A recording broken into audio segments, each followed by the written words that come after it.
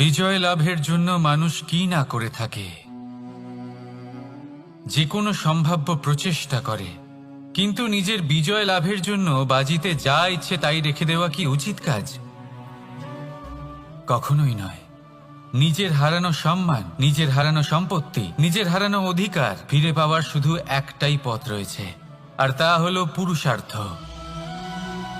দ্যুতক্রিয়া নয়।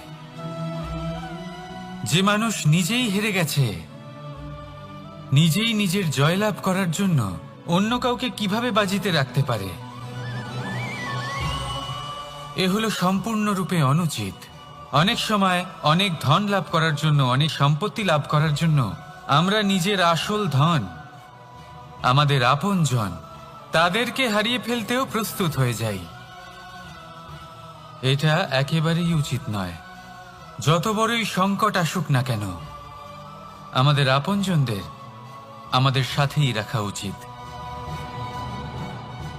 নিজের বিজয়ের জন্য ওনাদের বাজি রাখা ঠিক নয়। এই ভুল কেউ একজন করেছেন, আপনি তা ভুলেও করবেন না। রাধা রাধা। নমস্কার সুতমা বন্ধুরা, আপনাদের শ্রীকৃষ্ণ বাণী চ্যানেলে স্বাগত। তো আজকের এই ভিডিওটিতে মহাপ্রভু শ্রীকৃষ্ণের কটি মূল্যবান উপদেশ পাবেন, যেগুলি কাজে লাগিয়ে আপনি জীবনে সফলতা উপার্জন করতে পারবেন। তো এই ভিডিওটি আপনি যদি দেখে একটু উপকৃত মনে করেন, তো আপনার প্রিয় মানুষদের কাছে ভিডিওটি শেয়ার করবেন, একটি লাইক করবেন। ভিডিওটি ভালো লাগলে একটি সাবস্ক্রাইব করে আমাদের পাশে আসুন। ভিডিওটি শেষ পর্যন্ত শুনুন। নারী জন্মসূত্রে কারোর কন্যা, ধর্মসূত্রে কারোর পত্নী, আর কর্মসূত্রে কারোর মা। আমাদের মনে এই ছবি আঁকা রয়েছে একজন নারীকে নিয়ে, তাই না? একটা অতুলনীয় ভূমিকা রয়েছে নারীদের আমাদের জীবনে, আর নারী ছাড়া আমরা কিছুই নই। কিন্তু অধিকার, সেখানে আমরা একটা ভুল করে বসি। যখন নারী একজন কন্যা থাকে, যখন সে জন্ম নেয়, তখন তার ওপর অধিকার থাকে তার পিতার। আর তারপর যখন বিয়ে হয়ে যায়, তখন তার অস্তিত্বের ওপর অধিকার থাকে তার স্বামীর। আর যখন তিনি মা হন, তখন নিজেই তিনি জীবনের সমস্ত অধিকার দিয়ে দেন তার সন্তানকে। কিন্তু আমরা কি কখনো এটা ভেবেছি এই জীবন হলো তার নিজের? যে নারী সবার কল্যাণ করছেন, তার জীবনের অধিকারও তার কাছেই থাকা উচিত, তাই না? তার নিজের জীবনের সিদ্ধান্ত সে নিজেই নিতে পারেন, নিজেই নিজের ভাগ্যের রচয়িতা হতে পারেন। আর এর জন্য আমাদের নিজেদের পাল্টাতে হবে, দৃষ্টিভঙ্গি পাল্টাতে হবে। কারণ এই ধারণা সেটা আজ বা কালকের ব্যাপার নয়, এটা ঘটে চলেছে বহু বছর ধরে, আর চলতেই থাকবে যদি আমরা এটা না বদলাই। আর এটা তখনই সম্ভব হবে যখন আমরা নিজেদের মধ্যে পরিবর্তন আনব। তাই আজকের পর থেকে, এই মুহূর্ত থেকে, কোনো নারীর ওপর অকারণ অধিকার স্থাপনের আগে সহস্রবার ভেবে দেখবেন। কারণ যখন নারী নিজের অধিকার কেড়ে নিতে বাধ্য হবেন, তখন শুধু এবং শুধুমাত্র বিনাশই ঘটবে। রাধা রাধা।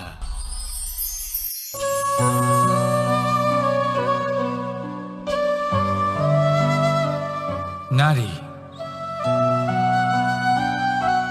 পুরুষরা যাকে নাম দিয়েছেন ত্রিয়া, কেন দিয়েছেন, কে দিয়েছেন, কেউ তা জানে না। কথায় আছে, পুরুষরা ভাবেন যে ত্রিয়া, ভাবেন একরকম, বলেন অন্য কিছু, আর করেন অন্য কিছুই। কিন্তু সত্যিটা কি এটাই? আসল সত্যি হলো এটাই যে ত্রিয়া হলো সেই চরিত্রহীন পুরুষ, আর কেউ নয়। সেই পুরুষ যারা নারীকে বলেন যে আপনি হলেন মা, আপনি হলেন দেবী, আপনি হলেন বোন। আর ভাবেন কি? ভাবেন যে এই নারী হলো আমাদের পায়ের ধুলো, আর কিচ্ছু নয়। আর কি করেন? ওনাদের মাথায়, ওনাদের খোপায় মালা পরিয়ে দিয়ে ভাবেন যে ওনারা হলেন তাদের পায়ের ধুলোর সমান। একজন নারীর সম্মান ভঙ্গ করেন, তাদের দাসী মনে করেন। ভুলবেন না, যত্র নারীয়াস্ত পূজ্যন্তে রমন্তে তত্র দেবতা। অর্থাৎ যেখানে নারীকে পুজো করা হয় সেখানে ঈশ্বর বাস করেন, আর যেখানে নারীকে অপমান করা হয় সেখানে ঈশ্বর এবং ভাগ্য এই দুই রুষ্ট হয়। মনে রাখবেন, যদি নারী কল্যাণকারী হতে পারেন তাহলে নারী মহাচণ্ডী রূপও ধারণ করতে পারেন। যদি একজন নারী মাতা হয়ে জন্মদান করতে পারেন তাহলে নারী মৃত্যু হয়ে বিনাশও করতে পারেন।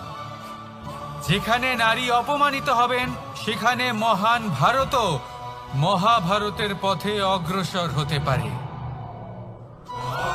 তাই মনে রাখবেন, নারীর অপমান যেন কখনোই না ঘটে। আর যদি কোথাও নারীর অপমান হয় তার অর্থ হলো আপনার বিনাশ আপনার দিকেই আসছে, আর এটা হলো তার প্রথম পদক্ষেপের প্রথম পদধ্বনি। রাধা রাধা। যদি সন্তান কোনো দুষ্কর্ম করে তাহলে সেই অপরাধ শুধু কি সেই সন্তানের? না, যদি সন্তান দুষ্কর্ম করে তাহলে অপরাধী তার মাতা পিতাও, যারা পুত্রমোহর কারণে সেই অনুচিত কাজে তাকে বাধা দেননি।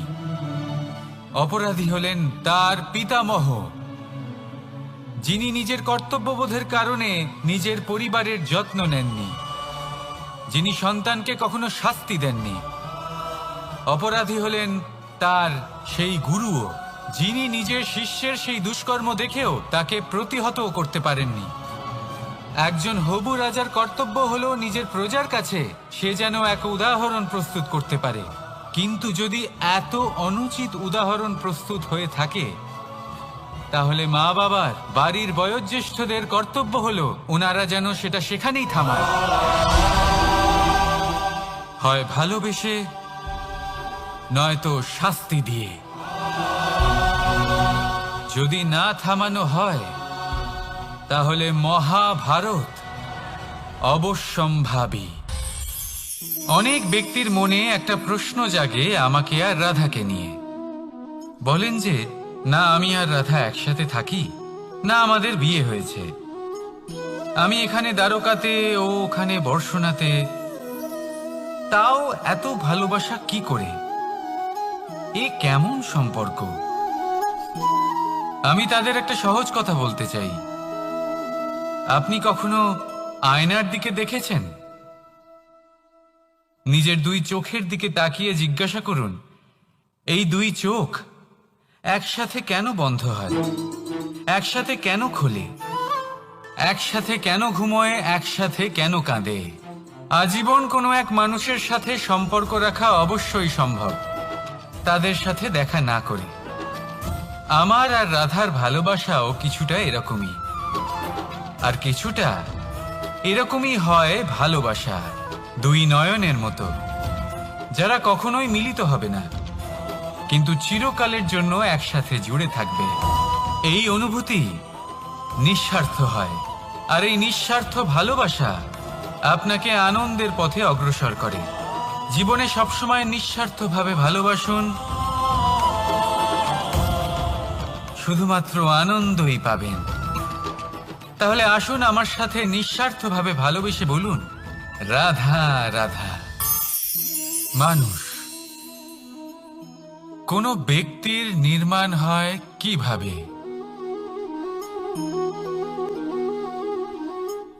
কেউ বলবেন পঞ্চতত্ত্বের দ্বারা, কেউ বলবেন আত্মা, দেহ ও চেতনার দ্বারা, কেউ বলবেন ঈশ্বরের কৃপার দ্বারা, তো কেউ বলবেন এই প্রকৃতির পরীক্ষার দ্বারা।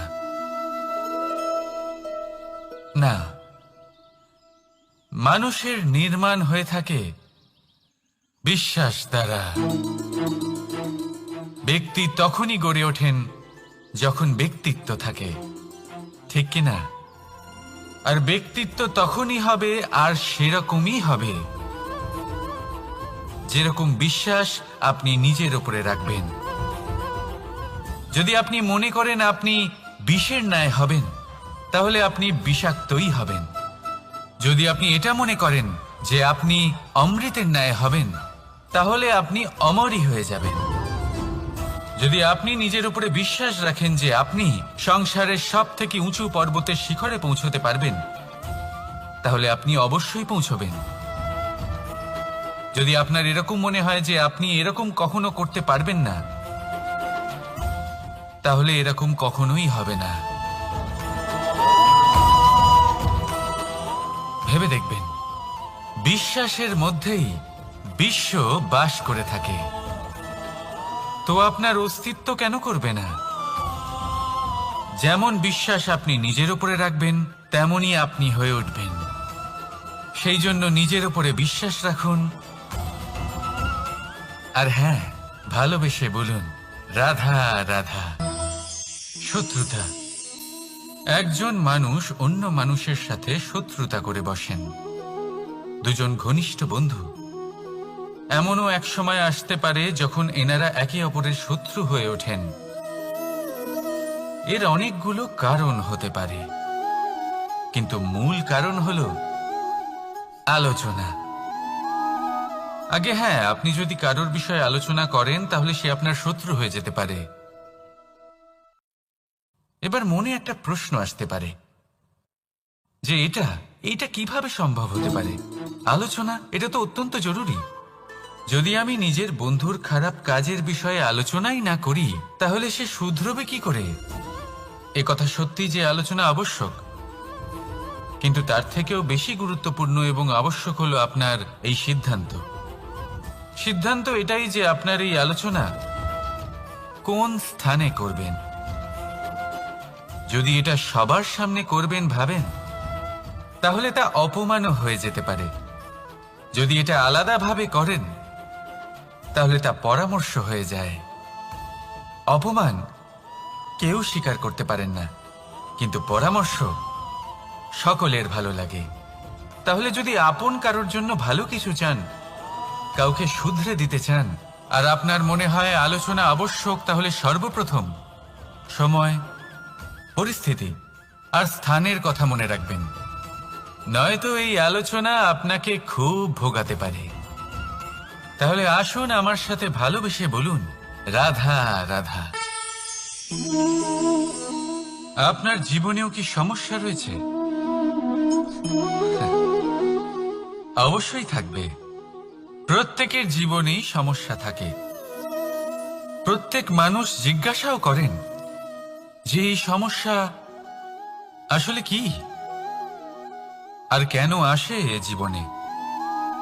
আপনাকে একটা কথা বলে দিই যে সমস্যা আসলে সেটা নয় যা আপনার পথে বাধা সৃষ্টি করে, বরং সমস্যা হলো সেটাই যেটা আপনি তখন দেখতে পান যখন আপনার একাগ্রতা আপনার পথ থেকে, আপনার লক্ষ্য থেকে সরে যেতে থাকে।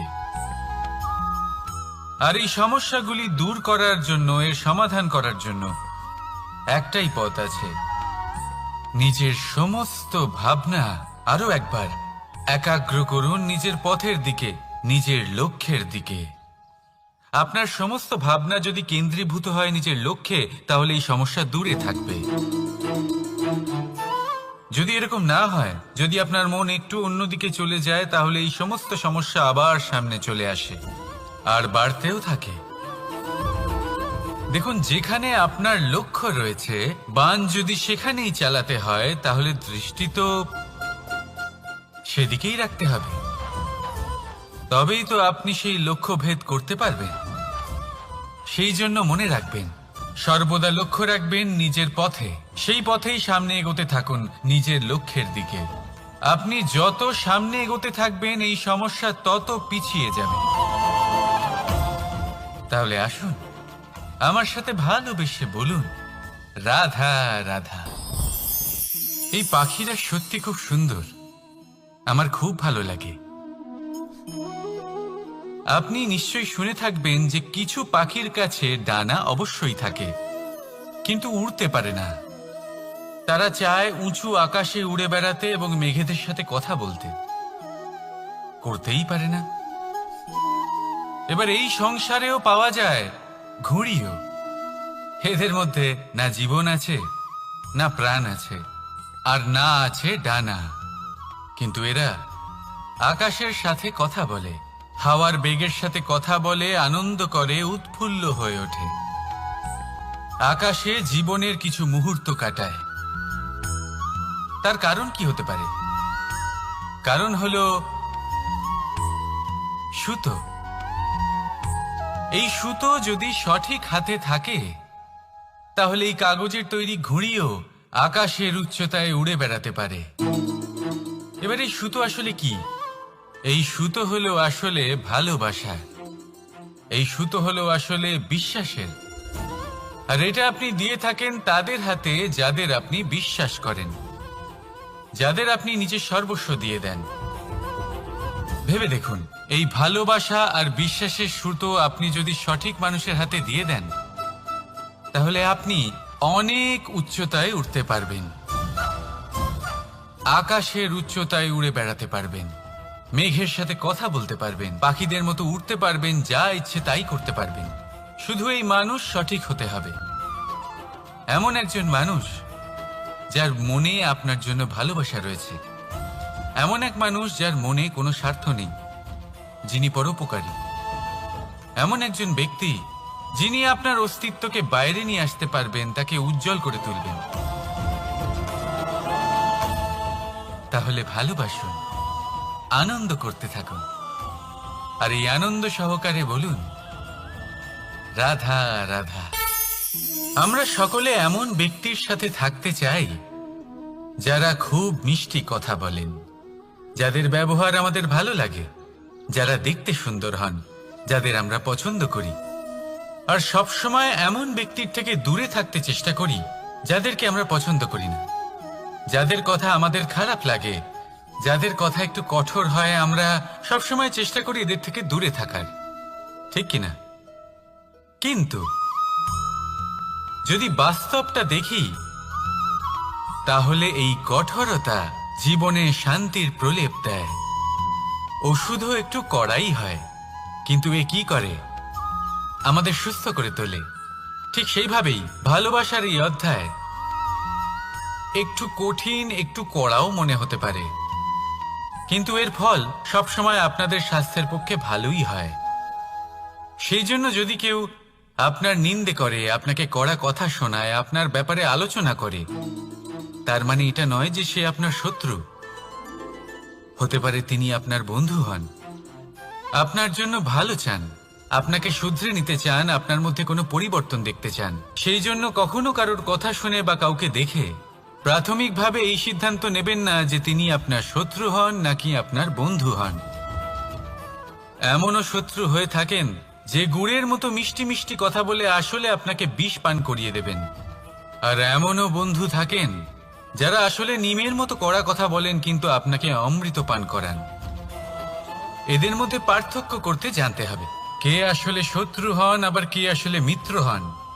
এই পার্থক্য যখন আপনি করতে শিখবেন তখন আপনি এই সংসারের সব থেকে সুখী প্রাণী হয়ে উঠবেন। এই পার্থক্য বোঝা সহজ নয়, কিন্তু অবশ্যই আবশ্যক। রাধা রাধা। অসুখ। এমন কোনো মানুষ আছেন এই সংসারে যার অসুখ করে না? প্রত্যেক মানুষ কখনো না কখনো অবশ্যই অসুস্থ হয়েছে, তার এই শরীর রোগের শিকার অবশ্যই হয়েছে। এবারে দেখুন, এই রোগ আসে আবার এই রোগ চলেও যায়, কিন্তু সেই রোগ আমাদের কষ্ট দিতে কেন সক্ষম হয়? কারণ হলো স্বচ্ছতা। যদি এই স্বচ্ছতা শরীরে না থাকে তাহলে মানুষকে শারীরিক কষ্ট পেতেই হবে। ঠিক সেইভাবেই অত্যন্ত প্রয়োজনীয় হলো এই স্বচ্ছতা যেন মনেও থাকে। যদি এই স্বচ্ছতা মনে না থাকে তাহলে মানুষ চারিত্রিকভাবে কষ্ট সহ্য করেন। এবারে নিবারণ কি হতে পারে? বড়ই সহজ এর উপশম। যদি রোগ শরীরে হয় তাহলে সর্বপ্রথম স্বচ্ছতা বজায় রাখতে শিখুন, এই শরীরকে পরিষ্কার রাখতে শিখুন। বিচক্ষণতার সাথে এই রোগের সম্মুখীন হন, ভয় পাওয়ার কোনো দরকার নেই। ব্যায়াম করতে থাকুন, সব ঠিক হয়ে যাবে। সেইভাবেই যদি এই অসুখ মনে হয় তাহলে কি করা যায়? সর্বপ্রথম তার আধারের উপরে নজর দিন। আপনার এই আধারই হলো আপনার আহার। যা আপনি আহার করবেন সেরকমই মানুষ হয়ে উঠবেন। সেইভাবেই আপনি যেরকম ভাবেন সেরকমই মানুষ হয়ে উঠবেন। সেই জন্য নিজের ভাবনাকে শুভ করুন, নিজের দৃষ্টিভঙ্গিকে শুভ করে তুলুন, সব কিছু সঠিক হবে। আপনার আমার সবার মধ্যেই এক রাক্ষস বাস করে, তার সম্মুখীন হন, তাকে পরাস্ত করুন। তাহলে এই রোগ সে শরীরেই হোক বা মনের মধ্যে, যদি সঠিক সময় তাকে আটকানো না যায় তাহলে যে কোনো সময় তা মহামারীর রূপ ধারণ করবে। সেই জন্য সাবধানে থাকুন, সুস্থ থাকুন। তাহলে আসুন আমার সাথে ভালোবেসে বলুন, রাধা রাধা। বাজ পাখিকে পক্ষীরাজ বলা হয়। বাজের আয়ু হলো মোটামুটি 70 বছর। এবার 40 বছর হতে হতেই ওদের পালক লম্বা এবং ভঙ্গুর হয়ে যেতে থাকে, ঠোঁট বেঁকে যায়, ডানা ভারী হয়ে যায়, অর্থাৎ আগের মতো উড়তে পারে না, সেই শক্তি থাকে না। এবার সেই বাজ কি করবে? বাজ সব থেকে কঠিন নির্বাচন করে, নির্বাচন নিজের পুনর্স্থাপনার। সর্বপ্রথম একটা বিশাল পর্বতে যায়, একান্তে নিজের এক বাসস্থান তৈরি করে, আর তারপরে পাথরের সাথে নিজের ঠোঁট বারবার আঘাত করতে করতে সেই ঠোঁট ভেঙে ফেলে। তারপরে সে অপেক্ষা করে সেই ঠোঁট পুনর্নির্মাণ হওয়ার। তারপর সেটাই করে নিজের পালকের সাথে। তারপরে নিজের ডানা থেকে এক এক করে ভারী পালকগুলো ছিঁড়ে ফেলে দেয়। আর তারপর 150 দিনের এই যন্ত্রণা সহ্য করার পরে ও ফিরে পায় নিজের ওড়বার অনন্য ক্ষমতা, সেই শক্তি। আর তারপরে ও জীবনের পরবর্তী 30 বছর বাঁচে। কি বুঝলেন আপনি? যদি ইচ্ছে শক্তি থাকে তাহলে একজন দুর্বলও শক্তিশালী হতে পারে। আপনিও এটাই করুন, নিজের অতীতের যন্ত্রণার বোঝাগুলিকে ত্যাগ করুন আর কল্পনার খোলা আকাশে উন্মুক্ত হয়ে উড়ে বেড়ান। নিজের পুনর্স্থাপনা করুন, তবেই সর্বশ্রেষ্ঠ হতে পারবেন। আর মনে রাখবেন, এই ছোট ছোট পদক্ষেপই বড় বড় শিখরে পৌঁছে দিতে পারে। তাহলে আসুন আর আমার সাথে ভালোবেসে বলুন, রাধা রাধা। আপনি কি কখনো জলকে নিজের মুঠোতে ধরে রাখার চেষ্টা করেছেন? চলুন আজ করা যাক।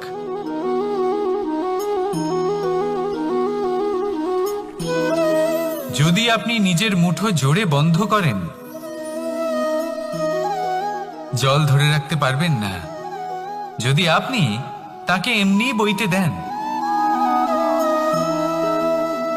তাহলে ও নিজের পথ নিজেই করে নেবে আর আপনার হাতেও থেকে যাবে। আমাদের জীবনও হলো কিছুটা এরকম, জলের মতো। নিজের পথ নিজেই করে নেয় এই জীবন।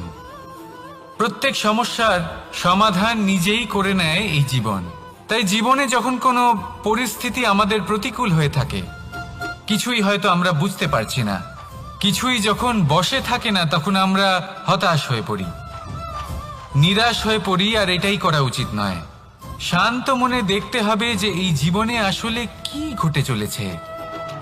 কষ্ট সবাই ভোগ করেন, কষ্ট পেলে কেউ রেগে যান, রেগে গিয়ে পরাক্রম দেখান। এটাই তো করা উচিত নয়।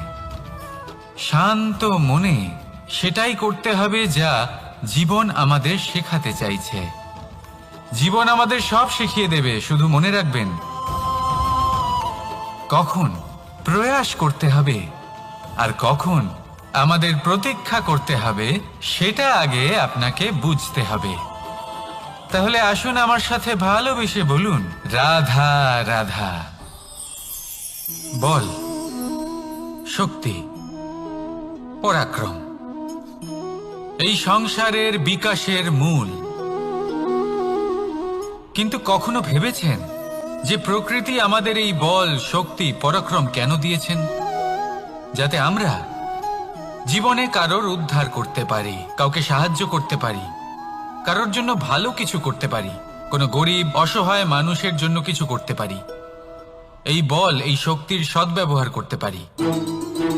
কখনো দেখেছেন এমন মানুষ যার কাছে অসীম শক্তি আছে, কিন্তু তার সাথেই অসম্ভব অহংকারও রয়েছে, যিনি নিজেকে সর্বশ্রেষ্ঠ বলে মনে করেন, খারাপ কাজও করেন।